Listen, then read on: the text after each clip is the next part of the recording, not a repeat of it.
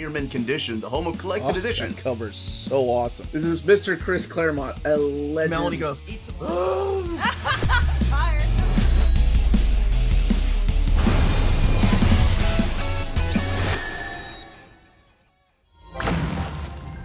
Hey, all you Minties! Uncanny Omar here from Near Mint Condition, the home of collected editions. And join me today for your advanced look at all of these books coming out from Marvel Comics this week. So let's go ahead and get started.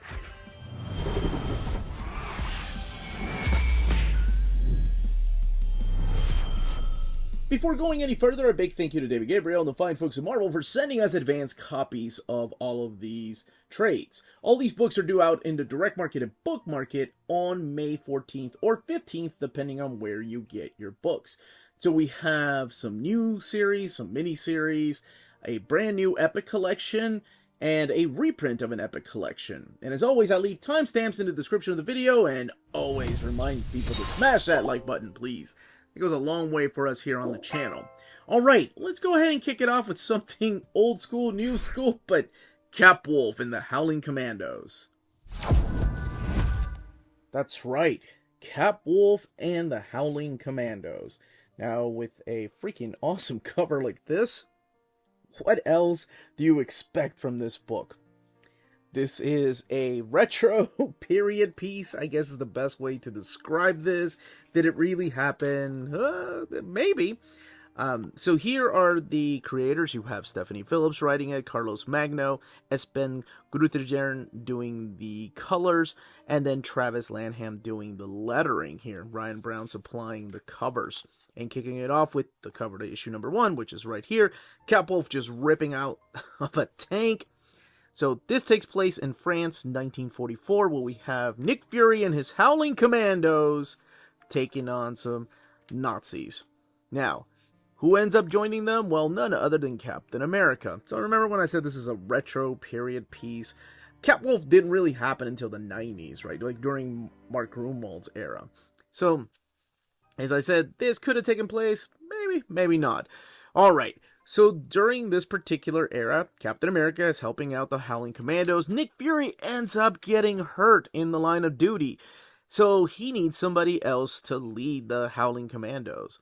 And he enlists the help of Captain America, who did an outstanding job helping them against Nazis.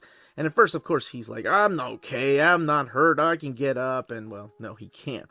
So Captain America agrees to take him on a mission. Little does he know that this mission is going to change his life. So over here in Wolfstrand, I'm not really sure how to pronounce this. I don't know if it's a real place or not. I'm just going to assume it's not. We meet this witch. This is Ross. And Ross is helping out Nazi soldiers. And what she's doing is she is able to physically change them. And we see a fight against werewolves. That's right. Not wolves, as Dum Dum says, but werewolves. And what ends up happening is one of these werewolves attacks the Howling Commandos. Captain America steps in and helps out, and in the process gets scratched.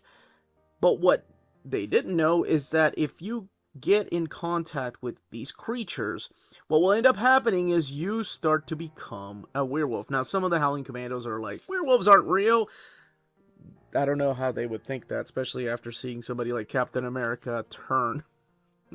So, he still has a little bit of control of his humanity and his body. And, of course, the witch is still trying to help out the Nazi soldiers, but she's in it for her own selfish reasons. Now, Captain America, again, losing some of his, human side. He's giving in to the animal. And then in steps this lady right here, who is going to be helping them out. And she ends up being on their side.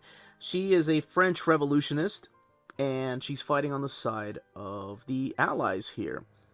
And this is Francine Benoch, I believe is how you say her name. Anyway, she knows a little bit more about these creatures than the Howling Commandos, so together with her, they're going to try to figure out how to get Captain America back, and how to defeat these Nazi werewolves, if you will.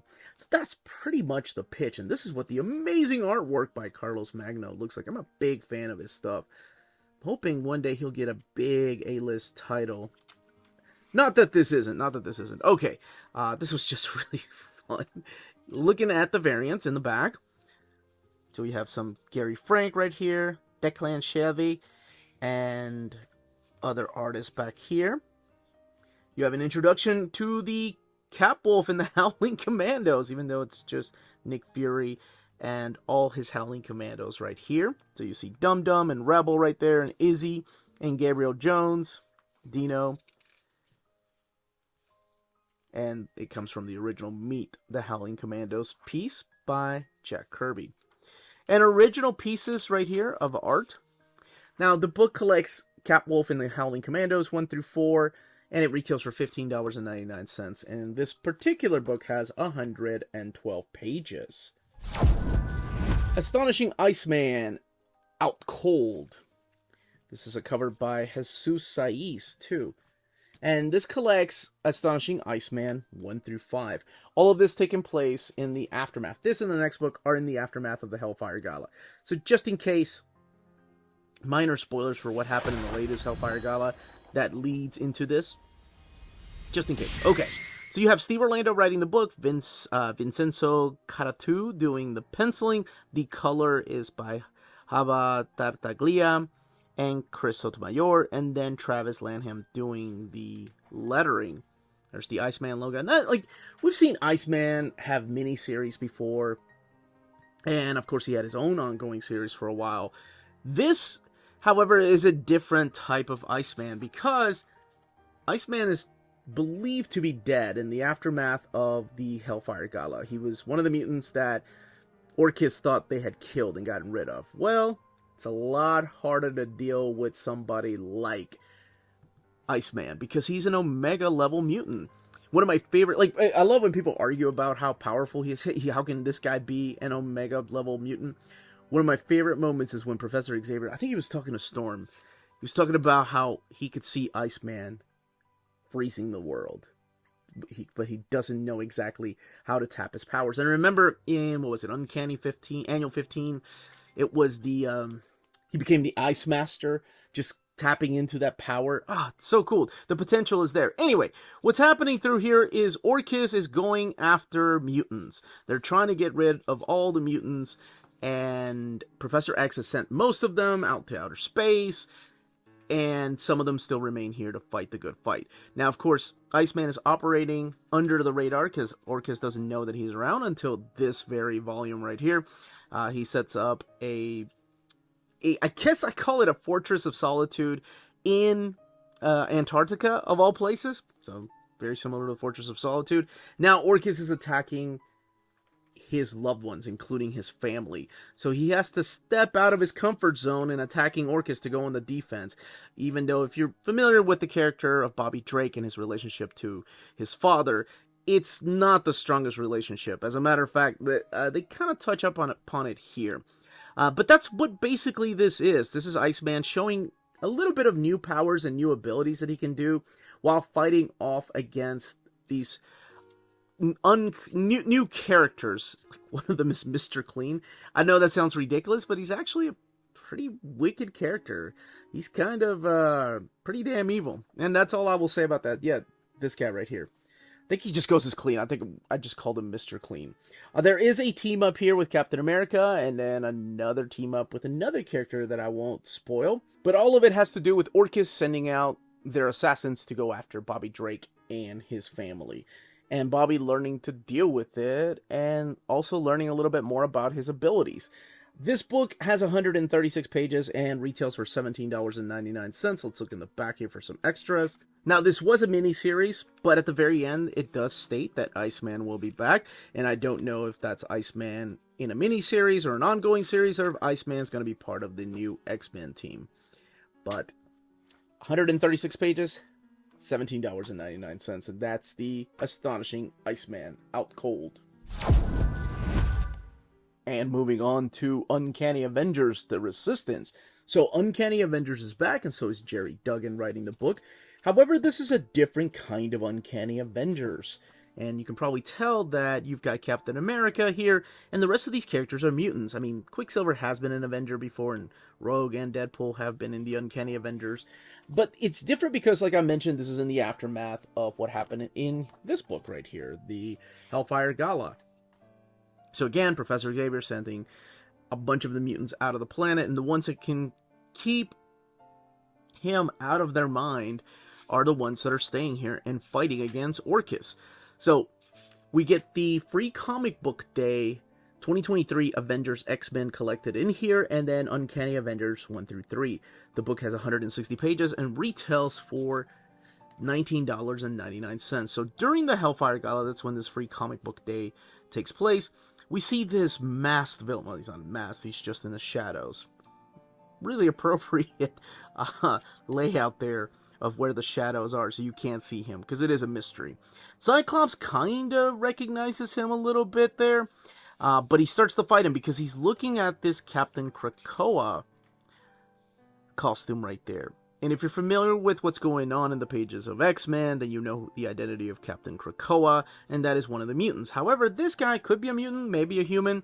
What he ends up doing is he steals the formula for Captain Krakoa and takes on Cyclops. So you know this guy can handle himself, and he's super powerful. So he ends up taking the costume there and dumps Cyclops off the ledge and just flies off and becomes the new Captain Krakoa. So you know this is not going to be good. Alright, so that's step number one. He goes after the people that turn their back on Krakoa. And you can tell what he's doing here. And what he's doing is kind of setting up mutants and making people hate mutants even more. Now, one thing I didn't do, and I'm sorry, I was talking about Jerry Duggan writing it. Yes, Joshua Cassara is the artist on that Free Comic Book Day issue. Javier Garon does the art for most of this right here, and Emilio Laiso. Maury Hollowell doing the colors, and Travis Lanham doing the lettering. Now, the ongoing series is about how Captain America is going to build a team of mutants to become Uncanny Avengers and to avenge the events of what happened in the Hellfire Gala and to avenge their fallen friends that fell in Krakoa. That's what this is. While dealing with this guy right here, the new Captain Krakoa, Ben Urich plays a small part. Well, he kind of plays a big part in this if you're reading the narrative. But it is really interesting how the X-Men, or the leftover X-Men here on Earth, are how they react to Captain America. Because Captain America stops them from killing more Orcus soldiers. This is Penance, and of course, Psylocke right there. And at first, they're like, wait a minute, you're not going to stop us. And he's like, you're right, I'm not. I'm here to recruit you to become part of the Uncanny Avengers. You have to avenge your friends. We have to stop Orcus from doing this. And Captain Krakoa starts recruiting his own team and becoming the new Mutant Liberation Front. Again, you get the sense that maybe he's a mutant, maybe he's not. So who does he get? Well, now he's got Blob and he's got Wildside here. He gets the Fenris twins. And together he starts making a team. And the X-Men themselves, the Uncanny Avengers, are now building their own counterattack. So this is actually a really fun book. I really enjoy this. In the aftermath of what happened in the Hellfire Gala, I think stories like this make the most sense. You have to go and avenge your friends that fell, and the characters they pick absolutely make perfect sense. I mean, Wildside being part of the original Mutant Liberation Front, Blob, who's been in and out of the Brotherhood of Evil Mutants for decades, and Fenris, of course they're always going to be evil. And who is exactly behind the mask? I will say it surprised me, and I'm not even going to give a hint at who's behind the mask, but I was like, oh, this makes perfect sense. Now, I mentioned most of his team being mutants, but there are a couple of Avengers that do end up joining his team. Why does he have a robotic arm? Did his arm get ripped off? You can find out for yourself.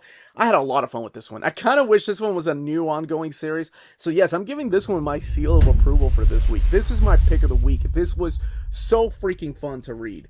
And seeing how Rogue reacts to Captain America being hurt and Captain America claiming to be the leader of this Uncanny Avengers team was just perfection, which shows why Rogue is such a strong character. Now in the back, you do have the covers here. intact. And you also have variant covers there. Some of them in thumbnail size, and then some of them in splash page. 160 pages, $19.99, and that's Uncanny Avengers, The Resistance. And we're at the middle of the video, so that means it's time to check out all the spines of the books coming out this week, as well as a small reminder to smash that like button, please. And if you're enjoying our videos that we put out daily, sometimes 2 to 3 times a day, please think about subscribing. Alright, let's continue with the overview. Civil War II, getting a brand new printing, and coming out May 14th or 15th, with the same cover, the retail price being $34.99, and I want to say that was the original retail price. Maybe it was $29.99 of the trade paperback. So this collects Civil War 0 through 8, and then material from Free Comic Book Day 2016, Civil War 2 number 1. The book has 296 pages, and as I mentioned, is $34.99. All of it written by Brian Michael Bendis. You have Olivier Coipel doing the art for Civil War 2-0. Justin Ponser doing the colors there. Jim Chung coming in for Civil War 2 Free Comic Book Day. John Dell inking it, and Ponser again doing the colors. And the main artist on Civil War 2 is David Marquez, who's going to be the artist on Uncanny X-Men. And his art is just solid. Ponser coming back and doing the colors there. And then you do have some art assistance here. It's because there's parts of it that feature like Old Man Logan, and then the you get other artists like Adam Kubert and Lionel Francis Yu, Daniel Acuna, Alan Davis to do some of the art throughout Civil War 2. Civil War 2 is a lot different than Civil War 1. Yes, you have heroes fighting heroes, but it's different because the reason they're fighting this time around is not the Registration Act. It's because during this time, it's very important to note that the Inhumans were kind of blowing up everywhere. And it was rumored forever that Marvel wanted to replace the X-Men with the Inhumans. Thank goodness that rumor was not true. Unless you're an Inhumans fan. I'm sorry. But there were Inhumans just sprouting out everywhere. Like, the Terrigen Mist was hitting, and new Inhumans were popping up everywhere here on Earth. And one of these new Inhumans is this guy named Ulysses, who plays a big part of this book. He has these visions. And these visions work like a soothsayer, like he's seeing the future. So I guess in a way he's kind of like a precog. And the Inhumans bring him in to tell the Avengers what's going to happen. And is it a sure thing? Is it really going to happen? Well, one of the things that he tells them is where Thanos is going to be. Now, he keeps seeing visions of the end of the world. So that's one of the things he's trying to do, is prevent it. Here's the Free Comic Book Day. Now, in this Free Comic Book Day, something huge happens. Carol Danvers is approached by the Inhumans that bring Ulysses, and he's like, look, this is where Thanos is going to be. So instead of being on the defensive, they are actually on the offense by beating Thanos to the punch and appearing before him. And Jim Chung doing amazing art here. And all of them taking on Thanos. Now, of course, this is the Ultimates, right? So you have Miss America here, and Spectrum, and She-Hulk, and Black Panther, Blue Marvel, and Dazzler taking on the character, the Mad Titan. And of course, you have my dude right there, War Machine. Now, something horrible happens. Something bad happens. And Tony Stark approaches Carol about this. And he just thinks that it was really irresponsible of her to listen to somebody that is talking about the future without the future actually coming true. Like, how are we supposed to know? How are we supposed to police the world based on the visions that this kid is seeing? So there's a huge fight between characters that believe that we should listen to precogs like Ulysses so we can prevent horrible things from happening, and a fight against the heroes that believe, no, the future's unwritten. There's no way we know for sure this is going to happen. And a lot of weird things happen through here. A lot of big things happen through here. Characters die. Now, if you're reading comics nowadays, you're like, wait a minute, but that character's still alive. Wait, so is that character? Yeah, it's comics. Just get used to it. people come back and get better all the time in comics. But during this time, it was kind of big. This is another one of those stories that is very divisive. Like, people either hate it, some people like it, some people love it. I think there's a few people that I remember in the comment section that really love it.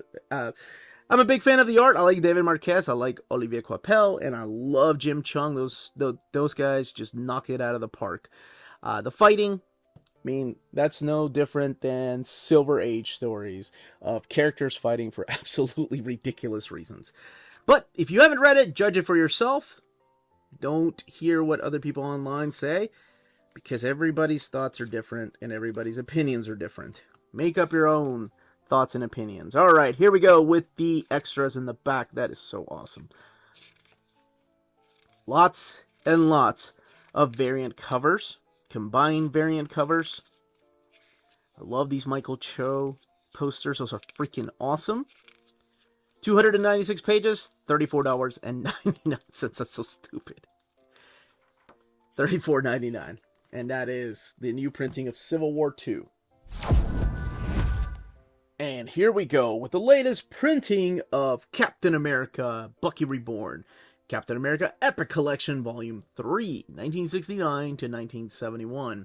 Goodbye 60s, hello 70s. This latest printing has retails for $44.99. And it collects Captain America 120 to 138. Oh my gosh, look at the font of that compared to like modern Epic collections. And it retails again for $44.99, has 400 pages. Look at the credits. Stan Lee, Gene Colan with John Romita. John Romita doing just one issue. This is, of course, John Romita, the legendary senior. Inkers, though, Joe Sinnott, Dick Ayers, Frank Giacoia, Bill Everett, Wally Wood, Tom Palmer, John Romita. That is crazy. And then the lettering by Art Simek and Sam Rosen. And here's the names of the issues and where you're going to find each of these issues. Captain America Annual number 1, by the way, is just a reprint. Okay, so we kick it off with this era of Captain America saying goodbye to Falcon. Continuing the Gene Colan era, so this is after Jack Kirby left the book. And man, I gotta say, Gene Colan is a phenomenal artist. Has just become one of my favorite artists. I guess in my 40s, it took me to my 40s to finally appreciate him. Just love his composition, his layouts, his not very traditional panels that he has. I think they're wonderful. So the first story in here is about this campus, how there's protesting going around, but it could be MODOK behind everything. But the weirdest thing about this is that Captain America goes undercover as a gym teacher to see what's going on with the campus, why there's protests. Now, during this time, of course, it is very common that there were protests in campuses. The weird thing about this is that it's Nick Fury and S.H.I.E.L.D. that kind of brainwash him into doing it. I'm not sure why they didn't bother asking. It's just really weird. This becomes a very common thing right here, Captain America walking away. Like, if you play the Incredible Hulk sad theme, it will be the ending of at least 6 issues in here. Him just walking, looking mopey and sad. This is the story about a scientist that has duplicated the super serum formula and given it to Man-Brute, and they do have this big fight. And I do love this right here. This is a really cool, like the origin of the Man-Brute right here. That's a kind of a throwback to the Captain America origin of him becoming Steve Rogers becoming Captain America. So I thought that was really cool in the way that it was laid out and everything. And, well, why wasn't that formula duplicated from there? You can find out why. Scorpion shows up through here. So he's not the only borrowed character from other Marvel titles. But yes, he's a Spider-Man villain. He shows up through here. And then there's sadly some things going on between Sharon Carter and Captain America. Like, there is some drama that's building because, I mean, that's what had people reading. Suprema makes an appearance through here. Like, we don't see her until much later, where she looks a little bit different. She has, like, a headdress. During this time, she looked more like Madame Hydra. I think she was called Mother Night during that particular era when she shows back up, though.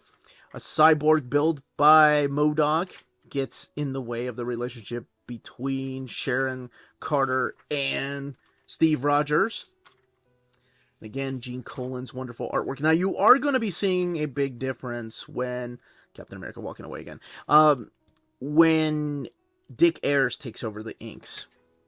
And then when Bill Everett inks. My gosh, I didn't think that could work, and it worked. This is Captain America actually doing social commentary by going to Vietnam, but in a very cool way, or I guess a very Marvel way. It's very middle ground. Like, there's no, it's not like your World War II comics where we're so disconnected from what was going on over there overseas. Like, especially when fighting Japan.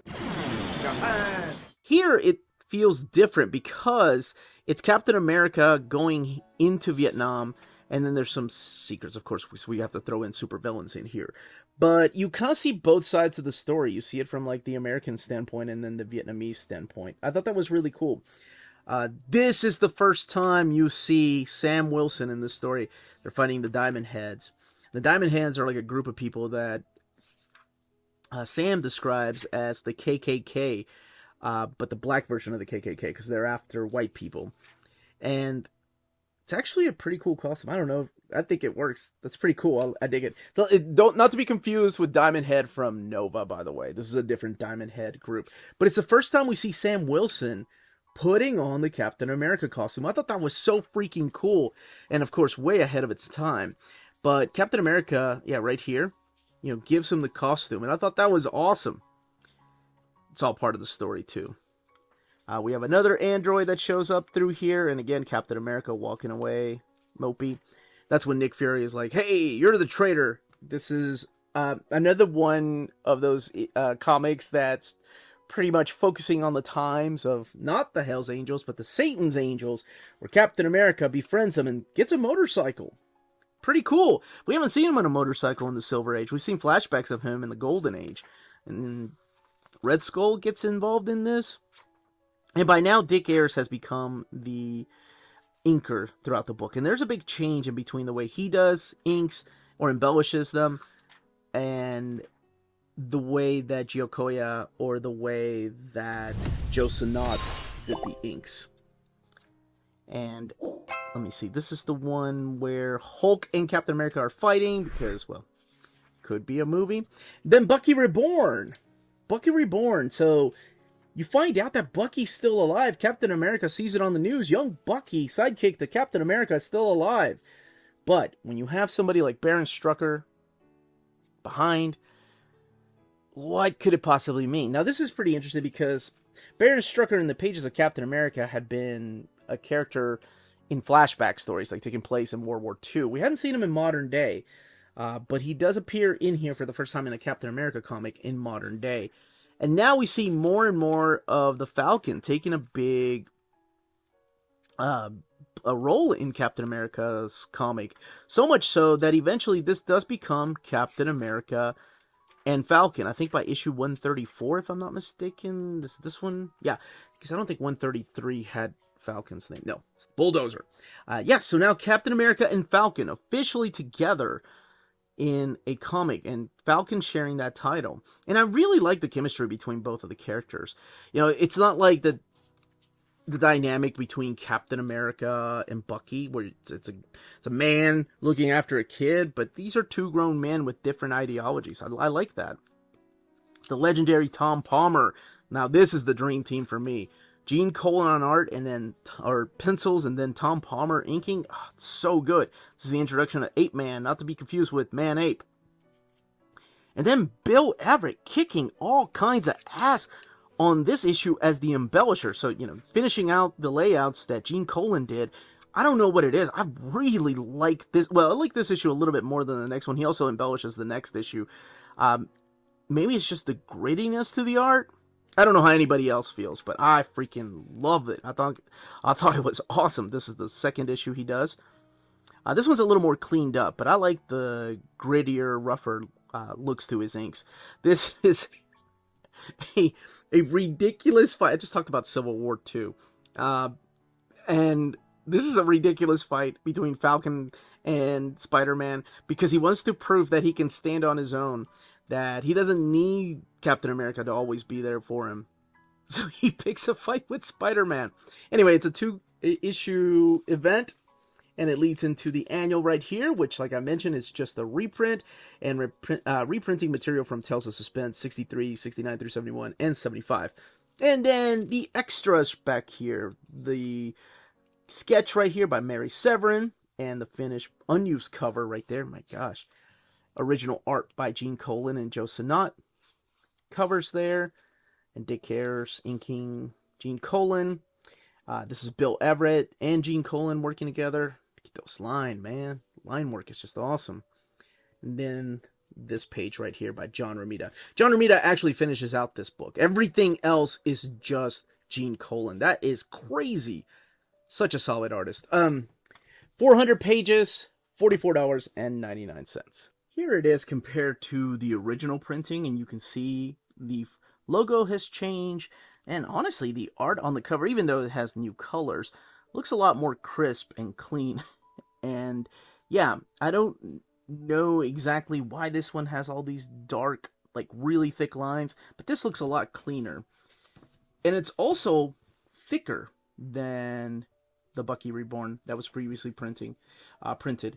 And the picture down here is also different. This is Cap and Bucky, and this is just Cap right now. This is the back of the book. This one retailing for $39.99. This one for $44.99. 120 to 138. And I think I don't think this is the one that was printed at the. Let's see. Nope, this is the LCS Communications. So this one was printed in America, and I just want to do a quick comparison, especially here at the beginning with these pages and the colors. So the colors look a little bit brighter. I think they're actually taking the colors from the new scans that they've had. Yeah, colors look a little bit almost muddier over here and duller than they do in the new printing. It looks darker than over here. And as far as the paper stock here, let's look at it like this. This is the new printing. This is the original printing. Paper stock feels a little different.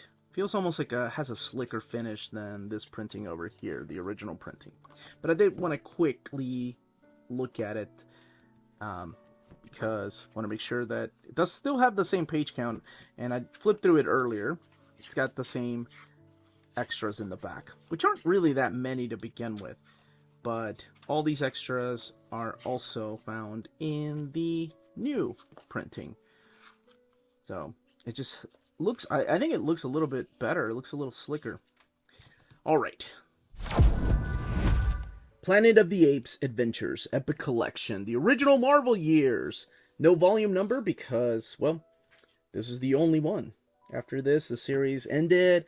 It continued in black and white, but this is a reprint of the black and white stories. And if you haven't seen the movies, by the way, I can't believe I'm going to say this, but just in case, if you haven't seen the movies, spoilers. Because this is an adaptation of Planet of the Apes and then Beneath the Planet of the Apes. Okay, so what do we got here? We got Adventures of Planet of the Apes 1 through 11 collected in here. Doug Mensch writing the entirety of the book. You have George Tuska doing the first 6 issues of Planet of the Apes. And then you have Alfredo Alcala doing issues 7 through 11. Mike Esposito, Alfredo Alcala, Tony Mortellaro, Dave Hunt doing the inks. Georges Russo's doing the colors, and then your editors over here. No mention of the lettering. But we kick it off with the Adventures on the Planet of the Apes, which is, again, an adaptation of the movie with Charlton Heston. So, we have a team of 4 scientists. We have Taylor, and making sure that everybody is okay, getting ready to go into deep sleep for goodness knows how long. And when they wake, they're crash landed on a planet. Something went wrong, and Stewart unfortunately didn't make it. The Eve to their Adam, as they like to call her. So all that's left is Dodge and Landon and Taylor. Taylor's the guy that Charlton Heston played in the movies. But anyway, as they find out, they can breathe on this planet wherever they are. And one other thing that they run into is a bunch of humanoids. It could be humans, or it could be other people, or other type of humanoids. They don't know yet, but all they know is that these people are communicating through grunts, and they're being hunted by apes on horsebacks. What? I love the fact that Sterling was supposed to be the screenwriter on the movie adaptation that, of course, was based on the books. Now, they did change some things. Unfortunately, not all of them make it. Taylor actually gets his throat shot, so he can't talk for a while. And Dodge and Landon, well, they do show up later on, just in different ways. So he wakes up next to other humans that were captured, and the apes just think he's like every other human. But he does make an impression on Zira and Cornelius, who are these two apes. And they really have taken a liking to him because he's so different than all the other ones. Like, at first they think, oh, he can just talk. And Dr. Zira is like, no, there's something different about this particular human. And he starts writing things down. Or no, he wants to write things down so he can at least try to communicate. Now, Dr. Sayers, this guy right here, he kind of knows what's happening. He kind of figures out that this this human is a lot different than the rest of the humans, but he wants to keep it a secret because it would reveal too much about their past. And eventually, he starts communicating with them, and eventually he gets his voice back. And, of course, the famous line comes, and there's a big fight between apes who believe in human rights and humans standing up against them. And it's a really freaking awesome story. I love the movie, and the comic adaptation's really cool because, I mean, honestly, it takes everything that you like about the movie and just puts it in comic book format. That's it. Now, beneath the Planet of the Apes, we are introduced to some people, some new characters, like the mutants. But one of the biggest changes in Beneath the Planet of the Apes adaptation, in the movie, is that we get rid of the character Taylor, because Charlton Heston did not want to be in the sequel, but he still made it, and he's still in here. So we got a new character, a new human who comes looking for Taylor, and this is Brent, who kind of looked like Taylor. And he teams up with Nova to try to find Taylor and wherever he went, and then there's secrets everywhere here. Zira and Cornelius play a part through here. We do have a new, general, and it's an ape general who was not in the movie, so I thought that was really cool. We do get additions of new characters, and Alcala does the artwork through here. And unfortunately, that was it. But hopefully one day Marvel will reprint the black and white magazines. And the only extra, and I mean the only extra, much like the omnibus, is this just cover, which is also the cover to the Epic collection. And then what other new Planet of the Apes comics there are. This book retails for $34.99, and it has 224 pages. The same page count as the omnibus, so keep that in mind. And go see the new movie, by the way. That movie was great. My daughter and I went to see it. But yeah, this is a classic. And that, as they say, is that. If you're interested in purchasing any of these books, don't forget to check out our sponsor, CheapGraphicNovels.com, your online home for graphic novels and collected editions up to 50% off cover price. They have excellent shipping and prompt and helpful service. Check out their bargain deals for up to 90% off cover price. And don't forget that CGN also takes pre-orders. That way you don't miss out on the hottest releases. And they are currently running a special promotion for you Minties. If you're a first-time customer, after receiving your order confirmation email, reply back to that email and let them know Near Mint Condition sent you their way. They will then apply a free shipping promotional credit to your next order in the US. Cheap Graphic Novels, your source for the hottest books with the kind of deep discount, quality shipping, and customer service that will keep you coming back for more. And that was the content and page count of each of these books. Let me know in the comments down below which ones you're picking up. If you're waiting for the reprint of the omnibus, or you already have the omnibus editions. If you're hoping one day we'll get this Krakoa era in omnibus format. Or maybe even a Civil War II omnibus with all the tie-ins. But anyway, if you have any questions, leave them down below. Don't forget to smash that like button on the way out. Everyone stay healthy and safe out there. Much love.